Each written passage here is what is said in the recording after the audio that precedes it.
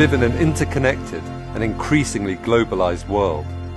Thanks to international jet travel, people and the diseases they carry can be in any city on the planet in a matter of hours.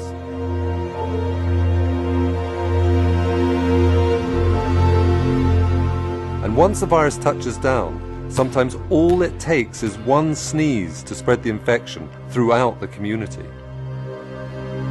When humans were hunter-gatherers roaming the wild savannas, we were never in one place long enough, and settlements were not large enough to sustain the transmission of infectious microbes. But with the advent of the agricultural revolution 10,000 years ago, and the arrival of permanent settlements in the Middle East, people began living side by side with animals, facilitating the spread of bacteria and viruses between cattle and humans. Epidemics and pandemics come in many shapes and forms. In 2010, for instance, a devastating earthquake struck Haiti, forcing thousands of people into temporary refugee camps. Within weeks, the camps have become breeding grounds for cholera, a bacteria sprayed by contaminated water, triggering a countrywide epidemic. But the most common cause of epidemics are viruses such as measles, influenza, and HIV. And when they go global, we call them pandemics. Pandemics have occurred throughout human history.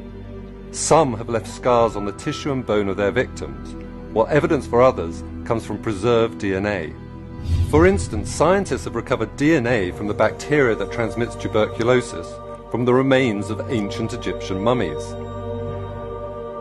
And in 2011, scientists investigating a plague pit in the City of London were able to reconstruct the genome of Yersinia pestis, the bacterium responsible for the Black Death of the 14th century. It is thought the plague originated in China in around 1340, spreading west along the Silk Road, the caravan route running from Mongolia to the Crimea. In 1347, the plague reached the Mediterranean, and by 1400 it had killed in excess of 34 million Europeans, earning it the title, the Great Mortality. It was later historians who called it the Black Death.